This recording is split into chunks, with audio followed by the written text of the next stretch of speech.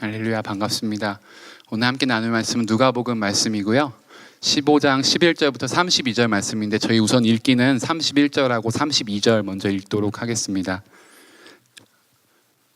함께 두 절밖에 안 되니까요. 함께 읽도록 하겠습니다. 함께 읽습니다. 시작.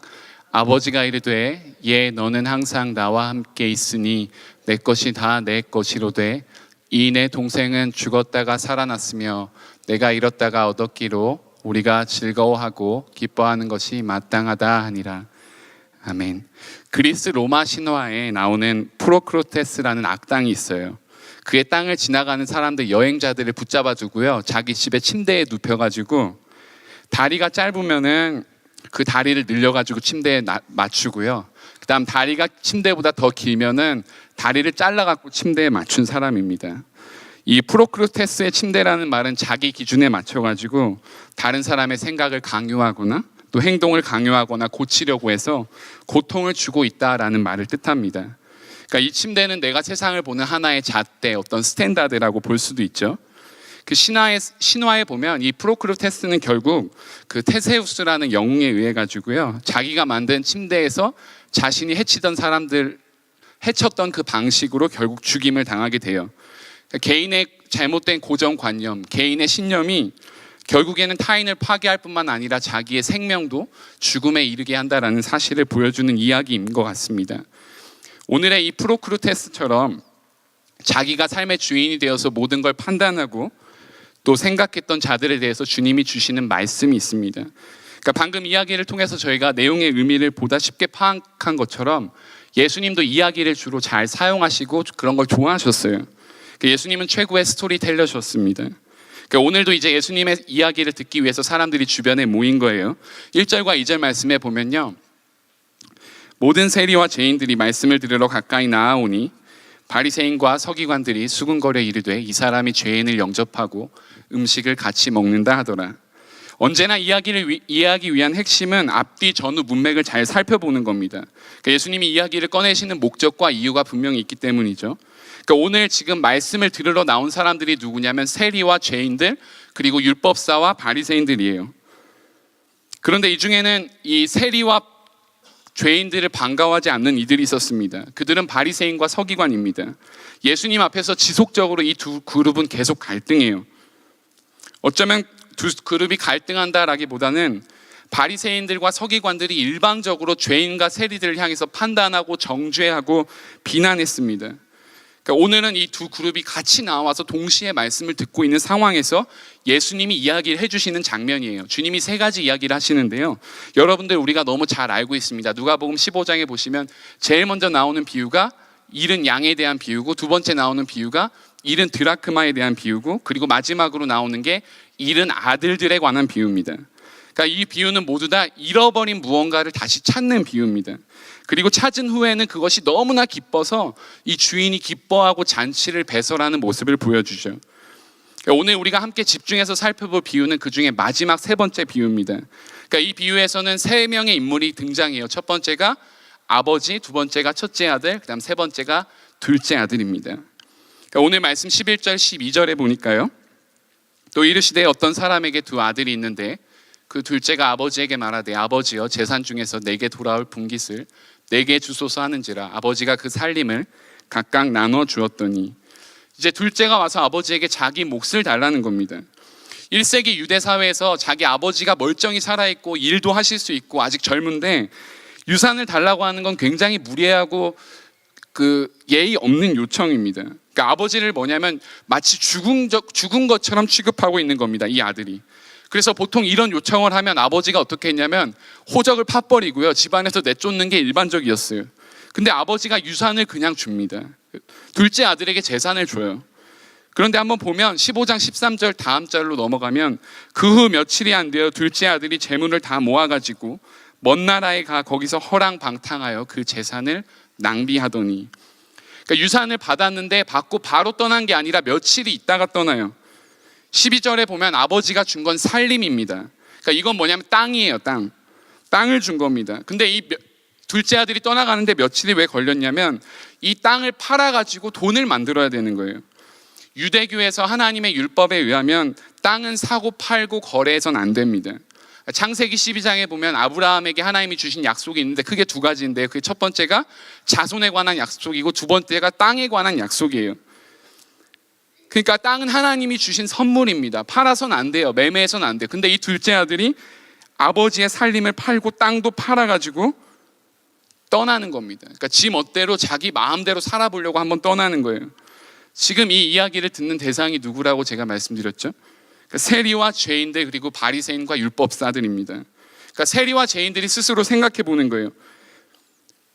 우리가 우리 스스로 내 뜻대로, 내 방식대로 내가 삶을 살고 내 자유를 누리고 싶었는데, 그게 기쁨이 되고 행복이 될 줄 알았는데 내 삶을 돌아보니까 그게 아닌 겁니다. 그러니까 왜 아버지가 자식이 떠나는 걸 막지 못했을까요? 자유를 허락하셨기 때문입니다. 이 자유에는 책임이 따라요. 그런데 우리 인간은 이 자유를 제대로 활용하고 발휘할 만한 실력과 능력이 없다는 데 문제가 있습니다. 돈이 없는 사람들은 쉽게 생각해요. 내가 저 사람만큼 돈이 있으면 어떤 걱정이 있을까? 근데 돈이 있는 사람들은 아무도 자기가 부자라고 생각지 않습니다. 자기보다 더 많이 가진 자를 바라보면서 자기의 재물의 부족함과 빈곤함을 탓합니다. 지식이 있는 사람들은 더 좋은 학벌과 더 좋은 지식을 가진 사람들을 보면서 한탄합니다. 사람들은 내게 건강만 있다면, 돈이 있다면, 집안 배경이 조금 더 좋았다면 내 삶은 조금 더 나아지지 않았을까라고 생각합니다. 그래서 가난이 지긋지긋한 사람들은 이것을 극복하기 위해서 평생 수고하고 돈을 법니다. 그리고 학벌이 컴플렉스인 사람들은 어떻게든 대학에 들어가기 위해서 열심히 애를 씁니다. 물론 우리가 조금 더 돈이 있었더라면, 조금 더 좋은 집안과 환경에서 태어났더라면 지금보다 훨씬 더 나은 삶을 살았을지도 모릅니다. 그러나 이것은 일시적인 만족만을 줄 뿐 우리 삶의 절대적이고 영원한 만족을 보장해 주진 못합니다. 그러니까 둘째 아들이 그래요. 내가 아버지로부터 벗어나서 내가 원하는 대로 살 수 있다라는 그 희망과 기대, 그리고 이제 돈까지 넉넉하다는 그 마음의 여유까지 있어요. 자유도 있습니다. 그러나 이 자유를 책임 있게 쓸 만한 능력과 실력이 없는 거예요. 주어진 것을 제대로 쓸 수가 없습니다. 사람들은 돈이 생기면, 내가 나중에 돈을 많이 벌면 사람들을 잘 도울 거라고 생각하지만 지금 당장의 작은 돈으로도 남을 돕지 못하고 살면 그때 가서는 또 입장이 달라집니다. 그러니까 우리말로 사는 곳이 달라지면 풍경이 달라진다라는 말이 있거든요. 그러니까 부자일 때 마음이 다르고 가난한 자일 때 마음이 다른 것처럼 사람들은 언제나 자기 입장이 달라지면 자기 말과 생각과 행동이 달라져요. 그게 인간의 연약함이고 죄악된 본성입니다. 그 작은 아들은 이제 아버지가 허락해 주신 자유를 낭비합니다. 그리고 이제는 물질적으로 배고플 상태를 맞이하게 돼요. 그리고 육체적으로도 배고픈 상태를 맞이합니다. 근데 곧장 집으로 돌아갈 생각을 못하는 거예요. 바로 집으로 가려니까 뭔가 자존심도 상하고 내가 마땅치 않은 요청을 아버지께 한 것도 있는데 좀 어려운 겁니다. 그래서 남의 집에 들어가서 돼지를 사육해요. 얼마나 먹을 것이 없었는지 심지어 돼지가 먹는 쥐염 열매도 없습니다. 그러니까 이 이야기들을 지금 유대인들이 듣고 있는데 굉장히 끔찍한 거예요. 왜냐하면 유대인들은 1세기 당시에 그 여러 곳에 퍼져 있었습니다. 여러 전 세계 디아스포라로 여기저기 퍼져져 있었는데 마지막까지 키우지 않았던 동물이 돼지예요. 근데 이 작은 아들이 아예 돼지 우리에서 사는 겁니다. 그러니까 돼지처럼 된 거예요. 배고파졌고 부정해졌고 이제 소망할 것도 없고 기대할 것도 없고 의지할 것도 없는 절대적인 파탄 상태가 된 겁니다. 그러니까 예수님이 이 비유를 보여주시면서 인간의 파탄난 상태를 보여주시는 거예요. 얼마나 인간의 상태가 비참한지, 처절한지, 그리고 불쌍한지를 이 아들을 통해 보여주시는 겁니다. 그런데 이제 둘째 아들에게 변화가 일어나요. 17절과 19절 말씀인데요. 이에 스스로 돌이켜 이르되 내 아버지에게는 양식이 풍족한 일꾼이 얼마나 많은가. 나는 여기서 줄여 죽는구나. 내가 일어나 아버지께 가서 이르기를 아버지, 내가 하늘과 아버지께 죄를 지었사오니 지금부터는 아버지의 아들이라 일컬음을 감당하지 못하겠나이다. 나를 품꾼의 하나로 보소서 하리라 하고. 그러니까 17절에 스스로 돌이켜라는 말씀은 자기의 죄악된 현실과 처절한 모습을 보고 자기 얼굴을 자기가 돌아가야 될 집, 그리고 자기가 안겨야 될 아버지에게로 돌이켰다라는 걸 말합니다. 자기가 죄를 지은 걸 이제 안 거예요. 무엇인가 얻으려고 애쓰고 노력하고 수고했지만 아무것도 얻지 못한 모습을 본 겁니다. 체스터턴이라는 철학자가 이런 말을 했어요. 사창가를 두드리는 모든 사람은 예외 없이 하나님을 찾고 있는 것이다.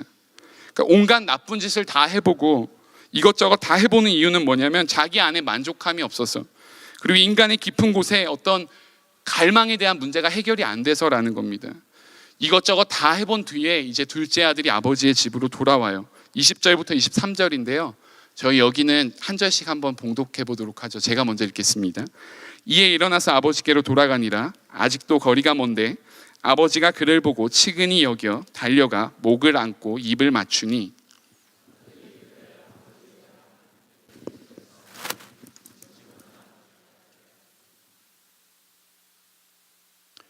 아버지는 종들에게 이르되 제일 좋은 신을 내어다가 입히고 손에 가락지를 끼우고 발에 신을 신기라.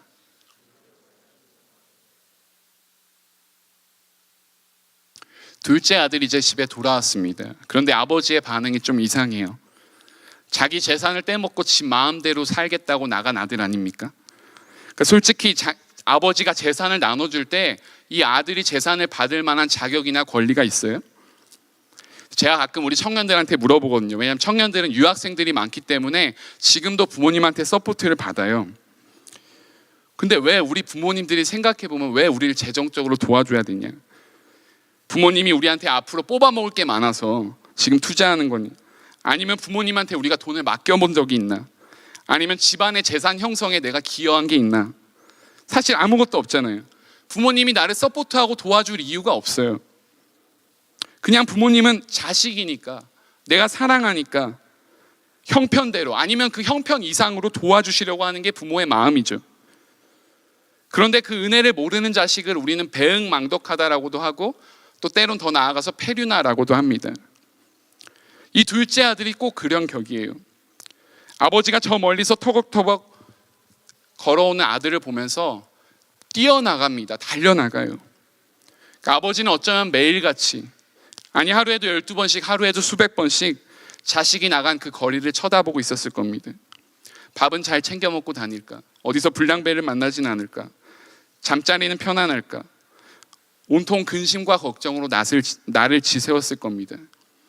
아버지가 자식을 사랑하는 이 근거의 핵심은 20절에 저희가 좀 아까 읽은 거에 그를 보고 치근히 여겨입니다. 그러니까 치근히 여긴다는 건, 그러니까 아버지가 자식을 불쌍히 여긴다라는 게 사랑의 핵심이에요. 그 사랑에 관해서 여러 가지 정의가 있지만 저는 그 불쌍히 여긴다, 치근히 여긴다 이 말이 되게 좋더라고요.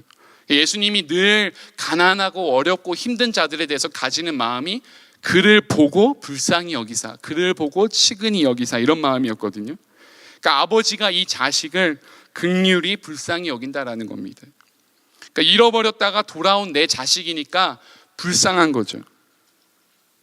여러분들도 다 부모님이시고 자녀들을 다 키우셨을 테니까 이런 경험이 있으실 텐데요. 자식을 키우실 때 자식이 자기 뜻대로 한다 그러고 자기 고집을 부르는데 결국 그 고집을 못 꺾으신 경우 많잖아요. 그런데 자식이 사실 그렇게 그 고집 안 꺾고 그대로 살면 그렇게 될 줄 알았는데 자기가 선택해놓고 저런 결과가 나올 줄 알고 내가 미리 앞서서 조언하고 이야기하고 걱정돼서 하는 건데 결국 그렇게 되는 경우들 있잖아요. 그런데 그렇다 그래서 저놈의 자식 내 말 안 듣더니 저 꼬라지를 봐라, 지금 네 삶을 봐라, 결국 그때 내가 조언할 때 네가 말 안 들어서 이렇게 되지 않았니, 이렇게 말하는 부모님은 없어요. 그래도 자식이니까 안타깝고 마음이 미어지고 또 불쌍한 겁니다. 그게 하나님의 마음이죠. 그러니까 나는 다 이미 다 알고 있는데 저렇게 선택하고 결정하면 힘들고 어려워지고 삶이 고난 가운데 있고 그럴 것을 다 알고 있는데 그냥 그 길로 가는 자식의 모습을 보면서 아버지는 불쌍한 마음이 드는 거예요. 아버지의 사랑은 여기서 끝나지 않습니다. 종들에게 말해가지고 제일 좋은 운동화를 신기고요, 손에 금가락지를 끼우고요, 그리고 살찐 송아지를 잡아다가 잔치도 열어줘요. 여기서 아버지가 하는 모든 행위는 다 자식을 위한 겁니다. 자식의 아들됨, 그 선십의 지위를 회복해 주는 거예요. 자기 종들에게, 그리고 마을 사람들에게 자기 마음대로 살아버린 자식, 그러나 내가 아직 버리지 않았고 포기하지 않았고 여전히 찾고 있었고 지금도 내 자녀고 내 아들이라는 것을 사람들 앞에 증명하는 겁니다. 그래서 이 기쁨을 누리는 것이 자기뿐만이 아니라 마을의 모든 사람들을 다 불러다가 잔치를 열고 싶어 하시는 거예요. 그런데 문제가 지금부터 일어납니다. 진짜 문제가 지금부터예요. 25절부터 28절까지 말씀인데요. 이것도 함께 같이 봉독하면서 읽으면 좋겠습니다. 제가 먼저 읽겠습니다. 맏아들은 밭에 있다가 돌아와 집에 가까이 왔을 때 풍악과 춤추는 소리를 듣고 대답하되 당신의 동생이 돌아왔음에 당신의 아버지가 건강한 그를 맞아들이게 됨으로 인하여 살찐 송아지를 잡았나이다 하니,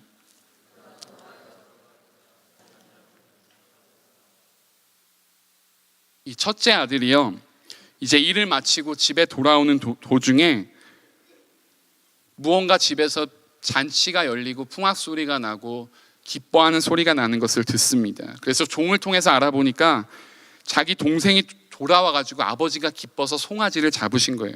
그러니까 이 첫째 아들의 마음속에 깊이 있었던 분노가 이제 폭발합니다. 29절 30절인데요.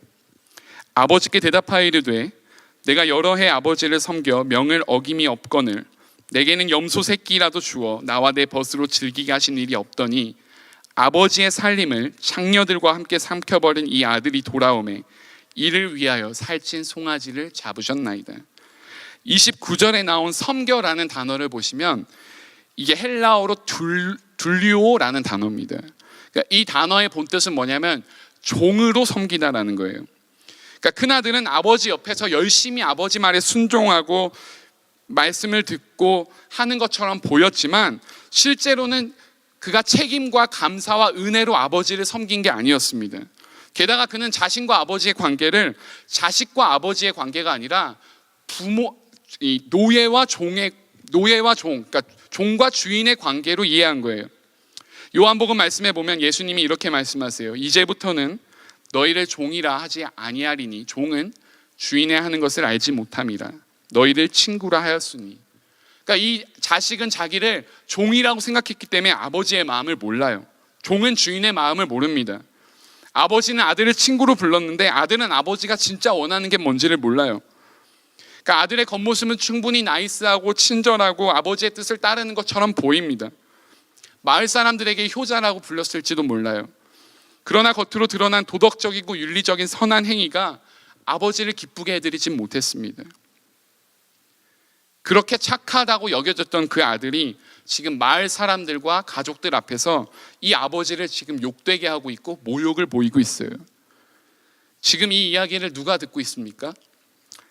한 그룹은 세리와 죄인들, 그리고 또 한 그룹은 바리새인과 율법사입니다. 그러니까 바리새인과 율법사가 둘째 아들의 이야기를 먼저 들으면서 내심 이렇게 생각했을 거예요. 역시 저것들은 지 마음대로 사는 후레 자식들이야. 지들 마음대로 살다가 돼지나 치면서 살게 되는 인간 말종들이야. 쟤네 세리들, 쟤네 죄인들, 역시 쟤네는 하나님의 나라에 들어가지 못해. 이렇게 속으로 생각했을 겁니다. 근데 예수님의 이야기에 반전이 있는 거예요. 갑자기 첫째 이야기를 해주시는 겁니다. 첫째 아들의 이야기를 해주시는 거예요. 결국 니들이 지금 욕하고 있는 둘째 아들의 모습이나 그리고 현재 너희들 스스로 볼 때 도덕적으로 착하게 살고 있고 경건함을 쫓는다고 하는 너희들의 모습이나 나한테는 다 잃어버린 자식이고 똑같이 아버지의 뜻과 마음을 모른다는 면에서는 둘 다 똑같은 탕자라는 것을 예수님이 이야기해주고 있는 겁니다. 그러니까 자기 중심적으로 살아온 첫째 아들의 모습이나 도덕주의적 경건주의적 삶의 외피만 가지고 있는 이 첫째 아들의 모습 다 잃어버린 자식인 겁니다. 둘 다 아버지를 이용해서 자기 뜻을 관찰하려고 했어요.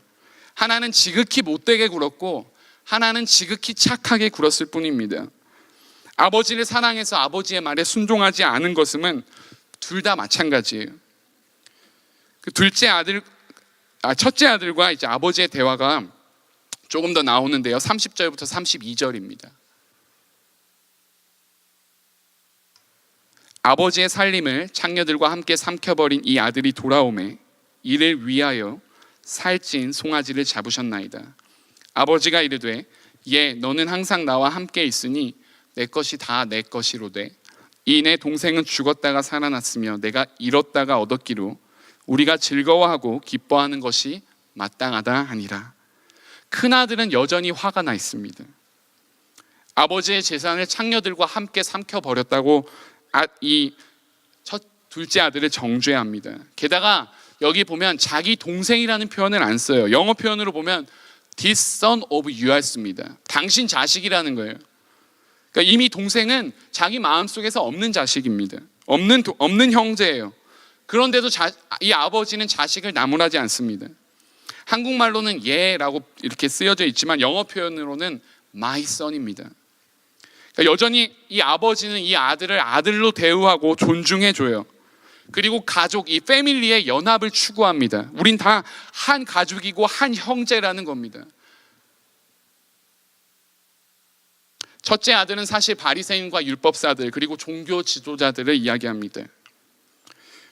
왜 이들이 죄인들을 정죄하고 판단하고 그리고 죄인들과 함께 식사하시는 예수님의 모습을 보면서 왜 화가 났을까요? 왜 첫째 아들이 지금 아버지의 행동에 분노하고 있습니까? 우리는 그래도 깨끗하고 의롭고 괜찮은 삶을 살았다고 여겼고 스스로 정당화하고 있기 때문입니다.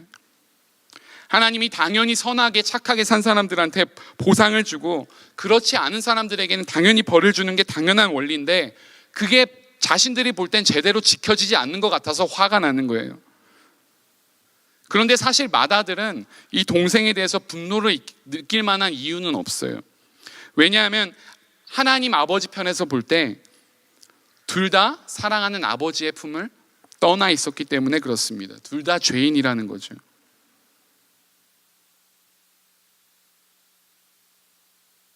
아버지 집을 떠나서 탕자가 되는 경우도 있지만 아버지 집에 거하면서도 탕자가 될 수 있다는 심각한 경고가 오늘 이야기에 깔려져 있습니다. 이 탕자의 사전적 정의는 흥청망청 자기 재산을 이리저리 다 허비하다는 뜻을 말합니다. 둘째 아들이 아주 전형적인 타입이죠. 그럼 맏아들은 어떻습니까? 오늘 말씀에서 보면 오히려 더 탕자잡게 행동하는 사람은 맏아들입니다. 겉으로는 괜찮아 보였던 하나님의 말씀을 잘 지켜 보였던 율법주의자, 신앙생활을 제대로 하는 것처럼 경건주의의 모습은 보이나 경건의 능력은 없는 자가 바로 탕자였습니다. 첫째 아들의 모습에서는 세 가지의 전형적인 탕자의 모습이 나타나요. 첫 번째가 자기의입니다. 자기는 의롭다고 스스로 생각하고 여기는 거예요. 대부분의 사람들은 자기가 얼마나 악한지 잘 모릅니다.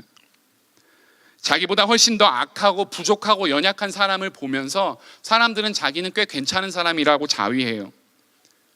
자기가 생각한 것은 언제나 옳고 맞고 자기의 경험과 지식이 세상의 모든 것처럼 인마냥 행동합니다.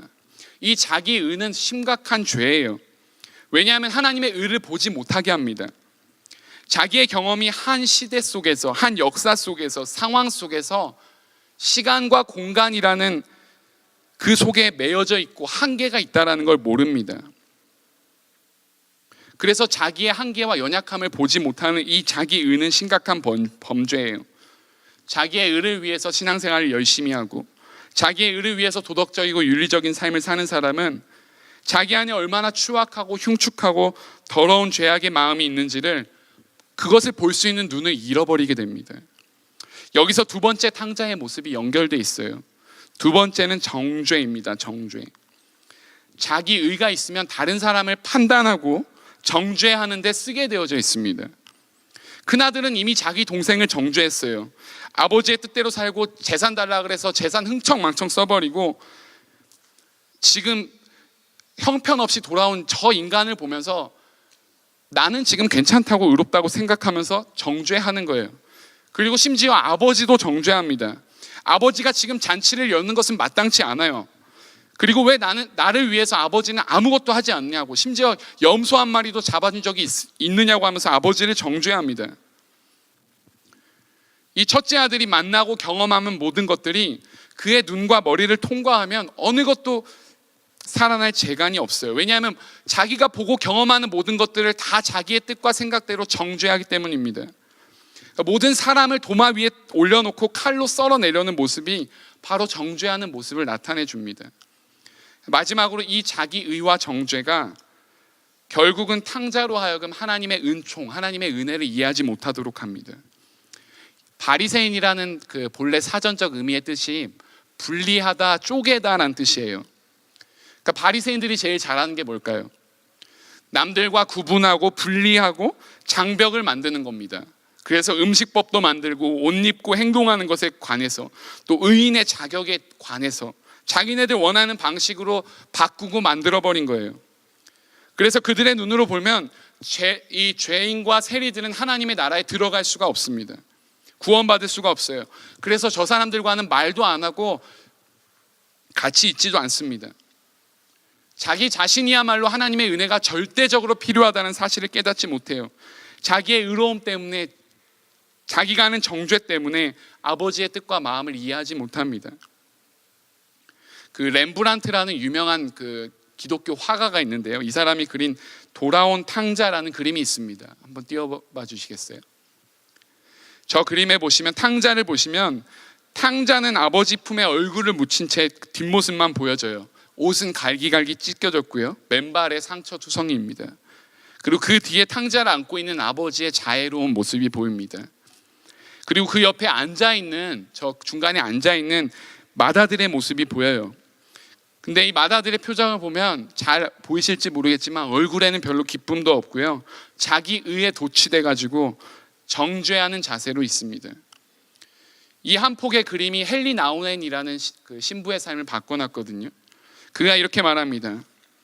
나 자신은 매우 책임감이 강하고 전통적이며 가정 중심적인 사람이었다. 나는 어쩌면 그 모든 것과 함께 둘째 아들만큼이나 탕자로 살아왔을 수도 있다는 생각이 들었다. 나의 질투심, 나의 분노, 나의 성급함과 완고함, 무뚝뚝함, 그리고 은연중에 스스로 나를 의롭다고 여기는 독선을 보았다. 나는 분명 큰아들이었다. 나는 아버지의 농장에서 아주 열심히 일해왔지만 집에 거하는 그 기쁨을 알지 못했다. 내가 누렸던 그 모든 특권들을 감사하기보다는 오히려 불평불만의 사람이 되어버렸다. 그래서 이 사람은 자기 자신이 큰 아들이었다라는 충격 때문에 결국엔 나중에 하버드 교수직을 사임하고요. 그리고 장애인 사역에 평생을 헌신합니다. 세월이 지나서 이 헨리 나우엔은 렘브란트의 그림에 대해 다시 말해요. 이 그림은 내가 하나님 나라에 들어설 수 있는 신비의 창이 되었다. 오늘 말씀에 나온 두 아들 다 하나님 앞에 잃어버린 자들이었습니다. 그러니까 하나님이 잃어버린 자를 찾기 위해서 하나님의 은혜를 풍성하게 충만하게 부어주고 있어요. 하나님 눈 앞에서는 하나님, 나보다 악한 사람은 세상에 없습니다라는 정직한 고백이 우리로 하여금 하나님의 은혜를 누리게 하는 출발점이 됩니다. 우리는 우리의 인생을 허비하고 낭비하면서 살아온 탕자라고 볼 수 있습니다. 세상의 종교는요, 나는 순종한다, 그러므로 나는 받아들여졌다라 그래요. I obey and therefore I accept. 그러나 우리 기독교는 달라요. 나는 받아들여졌다, 그러므로 나는 순종한다. 이 자리에서 출발합니다. 하나님은 우리를 받아들이시기 위해서 무한한 자원을 낭비하셨습니다. 이 영어로 탕자는 프로디갈 선이란 뜻인데요, 프로디갈은 낭비하는, 모든 것을 다 써버리는 이란 뜻입니다. 그러니까 만약 탕자의 비유, 이 프로디갈 선이라는 제목을 하지 않고 프로디갈 갓, 낭비하시는 하나님이라고 주제를 바꿔놓으면 이야기가 바뀌어져요. 하나님은 하나님이 받으시는 최고의 영광과 명예와 권세와 능력과 이 모든 것들을 다 내려놓으셨을 뿐 아니라 그가 스스로 이 땅에 내려와서 우리와 같이 되셔서 기꺼이 죽으셨습니다. 하나님의 사랑은 투자도 아니었고 하나님의 유익을 구하지도 않았고 그냥 낭비였습니다.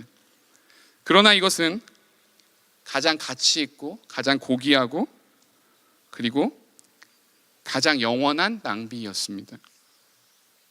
우리는 우리의 인생을 낭비했습니다. 그러나 하나님은 전 인격과 생애를 다해서 자기를 낭비해 주셨습니다. 이건 말로 다 할 수 없는 신비입니다. 그래서 이 은혜를 깨닫지 못하는 한 우리의 삶은 언제나 탕자 같을 수밖에 없어요. C.S. 루이스는 은혜란 하나님이 필요함을 어린아이처럼 즐겁게 받아들이는 것이요, 기쁨으로 완전히 의존하는 것이다. 즐거운 거지가 되는 것이다, 이렇게 말합니다. 또 하나님을 쫓는 삶이란 책에서 나에게는 하나님이 필요하다, 그것이 내 비밀이다. 상처투성이인 나는 더 이상 내 혼자 힘으로 살아갈 수 없다. 남한테 주는 것도 내 힘으로는 안 된다. 하나님이 도와주셔야 한다. 친절을 베푸는 것도 내 힘으로는 더 이상 안 된다. 하나님이 도와주셔야 한다. 사랑하는 것도 내 힘으로는 안 된다. 하나님이 도와주셔야 한다. 은혜를 받은 우리는 이제 사람을 판단하거나 정죄하거나 내 뜻과 내 방식대로 내 생각대로 재단을 하지 않습니다.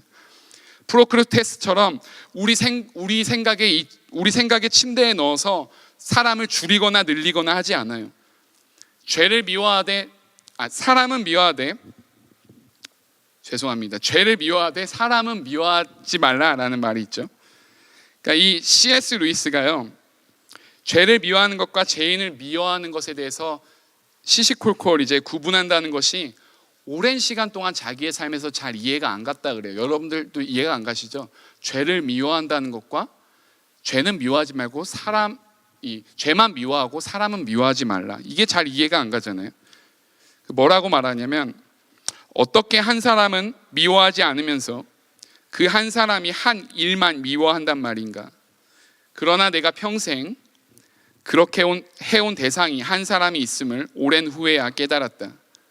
그건 바로 나였다. 내 비겁함과 속임수와 탐욕은 내가 지독히 미워했어도 나 자신은 사랑한 것이다. 그러니까 죄는 우리가 미워하되, 그리고 몰아내고 피 흘리기까지 싸우되, 하나님의 잃어버린 바 되어서 하나님이 지금도 찾고 계시는 하나님의 백성들을 미워해서는 안 된다라는 겁니다. 저 스스로가 받는 느낌이나 어떤 기분일지 모르겠습니다만은, 요즘의 시대만큼 상황만큼 하나님의 은혜가 절대적으로 필요한 시기가 있었는가라는 생각이 들어요. 이건 비단 세상이 악해져서가 아닙니다. 세상은 원래 악했잖아요. 그것은 뭐냐면, 예수 믿는 우리가 하나님의 은혜를 지금 절대적으로 경험하고 있어야 하는데 경험하지 못하는 것 아닌가 하는 두려움 때문에 그렇습니다. 그러니까 아버지가 큰아들에게, 아들아, 너는 항상 나와 함께 있었고 내 모든 것이 다 네 것이었는데 너는 그걸 몰랐니? 라고 말씀하시는 것처럼, 우린 이미 받은 은혜가 있고, 그리고 그 은혜가 여전히 주어지고 있고 앞으로도 풍성하게 주어질 것인데, 우리는 마치 은혜를 경험하지 않은 것처럼, 한 번도 은혜를 받아보지 않은 것처럼 생각하고 사고하고 행동한다라는 겁니다. 은혜가 없으니까 그냥 내 삶을 내 실력과 내 노력과 열심으로 살아서 무엇인가 잃어보려고 하는데 그게 뜻대로 안 됩니다. 그리고 그것으로 다른 사람을 정죄하고 판단하는데 쓰지 않는가 생각해 봐야 됩니다. 그러니까 은혜가 없는 사람은 모든 것들이 다 시비거리고 모든 사람들이 마음에 안 드는 겁니다. 우리가 첫째 아들의 모습인지 혹은 둘째 아들의 모습인지 우리가 돌아봐야 되지만, 그것보다 더 중요한 거는 우리의 아버지가 누군가를 아는 겁니다. 하나님은 오늘 말씀에서, 하나님은 내가 너의 아버지가 되고 그리고 내가 너에게 하나님이 되시겠다라고 말씀하고 계십니다. 그래서 하나님의 은혜가 얼마나 우리 가운데 충만한지, 그리고 얼마나 부족함이 없는지, 그리고 얼마나 놀라운 신비이고 축복인지를 우리의 매 순간마다 우리의 온몸이 경험할 수 있길 원합니다. 그래서 우리의 삶 구석구석에 하나님에 대한 감사와 풍성함과 그 은혜가 가득가득 넘치시기를 예수님의 이름으로 축원합니다. 저희 시간 함께 같이 한 1분 정도 묵상하고요, 그리고 기도하고 마무리하도록 하겠습니다. 하나님께서 우리 가운데 주어주신 은혜와 또 우리 가운데 풍성하게 베푸셨던 그 은혜, 그리고 지금도 베푸시는 것, 또 앞으로도 베푸실 은혜에 대해서 우리가 감사하면서 하나님 앞에 같이 감사하며 기도로 나아가기 원합니다.